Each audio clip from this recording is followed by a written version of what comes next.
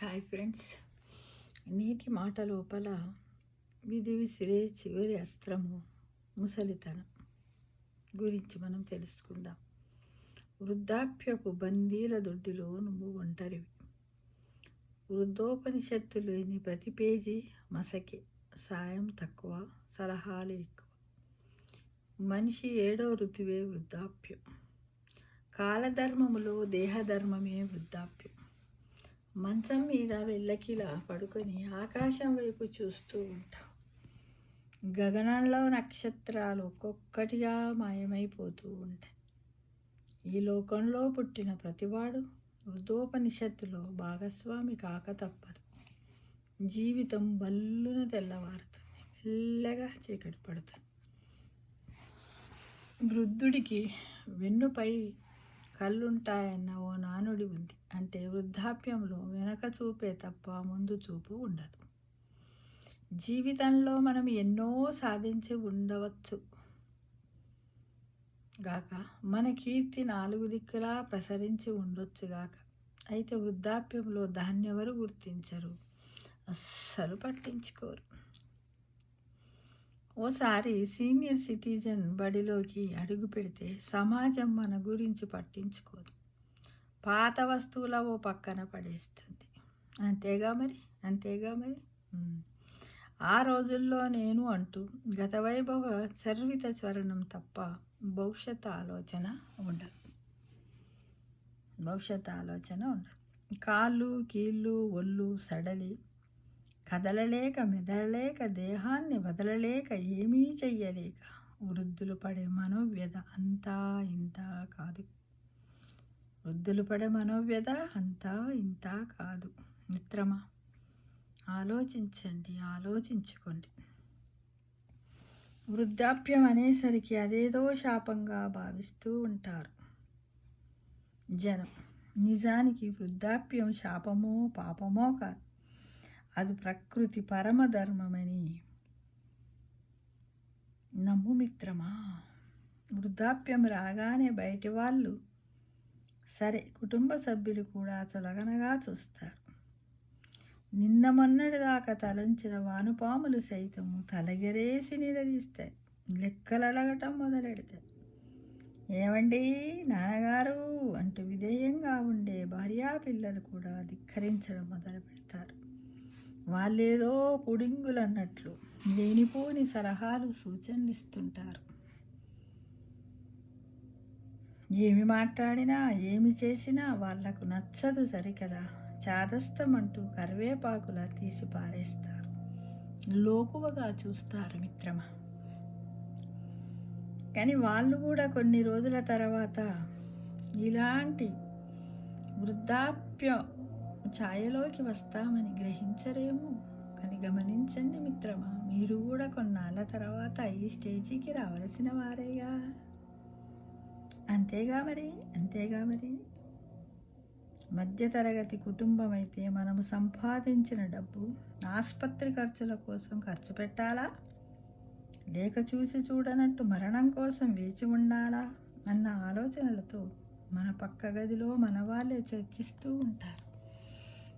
ఇక చేత కాకుంటున్నాడు, ఇక మంచం మీద అన్నాడు, ఇప్పుడు దవాఖానలో పెట్టాలేమో. ఒకవేళ దవాఖానలో పెడితే ఈ 3-4 లక్షలు అయిపోతే మళ్ళీ చచ్చిపోయినప్పుడు ఖర్చు ఎవడు పెట్టాలని ఇలా మాట్లాడుకుంటూ ఉన్నటువంటి ఇతరుల మాటలన్నీ కూడా మంచాన పడి ఉన్నటువంటి వృద్ధాప్యంలో అవయవాలు అలసి సొలసిపోయినటువంటి మనస్సు వింటాడు. ఇది అంతకంటే నరకం కదా మిత్రమా. అవునంటారా కాదంటారా? లేక చూసి చూడనట్టు మరణం కోసం వేచి ఉండాలి అన్న ఆలోచనలతో పక్క గదిలో మన వాళ్ళు చర్చిస్తూ ఉంటారు. ఆ మాటలన్నింటిని విని అర్ధరాత్రి ఏ నొప్పితోనో నీకు మెలకువ వస్తుంది. పక్క గదిలోని వారికి నిద్రాభంగం చెయ్యాలా వద్దా అన్న ఆలోచనలతో తెల్లవారుతుంది. ఆ రాత్రి నిద్ర కరవవుతుంది. చివరి మజిలీ మనిషి జీవన ప్రయాణంలో చివరి మజిలీ వృద్ధాప్యం. మనము కాదనుకున్నా కూడా కోరి వస్తుంది వృద్ధాప్యం. మనిషి జీవితం ఋతువులతో ముడిపడి ఉంటుంది. వసంత ఋతువుతో మొదలయ్యే కాలం శిశిరంతో ముగుస్తుంది. వసంతకాలము మన పుట్టుక అనుకుంటే శిశిరము వృద్ధాప్యం. వసంతంలో ప్రకృతి ఆకుపచ్చగా రంగురంగుల పూలతో ఆకర్షణీయంగా ప్రకృతిని మురిపిస్తుంది. మనస్సును కూడా ఉల్లాసభరితమవుతుంది మన మనస్సు కూడా. ఇక శిశిరానికి వచ్చేసరికి ఆకులు పడి పండి ఎండి రాలిన చెట్లు మూడలవుతాయి. అలాగే వృద్ధాప్యంలో మనిషి దేహం కూడా ఒడలి ఎండిన మూడవుతుంది మిత్రమా. అవునంటారా కాదంటారా? ఇది అక్షరాల నిజమే కదా మిత్రమా. అయితే వృద్ధాప్య దశకు చేరుకున్నారంటే జీవితంలో వాళ్ళు ఎన్నెన్ని చూసి ఉంటారు, ఎంత అనుభవం గడించి ఉంటారో ఒక్కసారి ఆలోచిస్తే తెలుస్తుంది. అందుకే వృద్ధుల్ని భారంగా కాకుండా గౌరవంగా చూడాలి. వారి అనుభవాల్ని యువతరం చూపుడు వేలుగా తీసుకొని ముందుకు నడవాలి. అప్పుడు వాళ్ళ భవిష్యత్తు మహత్తరంగా ఉంటుంది. కానీ దురదృష్టం ఏమిటంటే వృద్ధుల్ని గౌరవించడం అటుంచి అసలు లెక్క చెయ్యరు. వాళ్లకు గౌరవం ఇవ్వడం కాదు, హేళన చేయకుండా ఉంటే అంతే చాలు అని నేటి సమాజంలో ప్రవర్తిస్తున్నటువంటి యువతీ యువకుల యొక్క ప్రవర్తన అలా ఉంటుంది మిత్రమా. అలా చేయకండి. కొద్ది రోజుల తర్వాత మీరు కంపల్సరీ ఆ స్టేజ్కి పోకుండా ఎవ్వరూ మోక్షానికి వెళ్ళలేమనే విషయాన్ని గ్రహించండి మిత్రమా. కొందరైతే ముసలాళ్లను భరించలేక వృద్ధాశ్రమాల పాలు చేస్తారు. ఇవాళ మనము చేసిందే రేపు మన పిల్లలు కూడా చేస్తారన్న సోయి ఏమాత్రము ఉండదు. సోయి అంటే ఏంది? తినే ఆహార పదార్థం కాదు. అలానే చేస్తాడేమో అనే ఆలోచన కూడా లేకపోవడం అనమాట సోయి అంటే. ఏ తర్వాత వృద్ధాప్యం శాపంగా మారుతుంది. యవ్వనములో హెల్త్ ఇన్సూరెన్స్ మానేసి ఆ డబ్బులు పిల్లల కాలేజీ ఫీజులు కట్టేస్తాం. మధ్య వయసులో సంపాదించి ఖర్చు పెట్టి పిల్లల్ని విదేశాలకు పంపుతాం. నా కొడుకు అమెరికాలోనో, ఇంగ్లాండ్లోనో, ఆస్ట్రేలియాలోనో, నా కూతురు ఆస్ట్రేలియాలోనో, కెనడాలోనో, ఇంకేదో దేశంలో ఉన్నదనో గర్వంగా చెప్తూ ఫాల్స్ ప్రిస్టేజ్ ఫీల్ అవుతాం. ప్రిస్టేజ్గా ఫీల్ అయిపోతాం. అంతా బాగానే ఉంటుంది. పిల్లలు విదేశాల్లో సెటిల్ అయిపోయి బాగుంటారు. మన వృద్ధాప్యంలో మాత్రం వాళ్ళు కనీసము చూడడానికి కూడా రారు. అప్పుడప్పుడు సీజన్గా వచ్చే సెల్ ఫోన్ కాల్స్తోనే చదివి పెట్టుకోవాలి. అప్పుడప్పుడు వస్తే అవి రేజు కూడా రావు. తృప్తి పడాలి. కొడుకో కూతురో మనవడో గుర్తొచ్చి వాళ్ళతో మాట్లాడాలని ఫోన్ చేస్తే సారీ బిజీ అంటూ సమాధానం చెప్పి, సారీ డాడీ అమ్మ నాన్న అని కూడా సారీ బిజీగా ఉన్నాం అని సమాధానం చెప్తారు.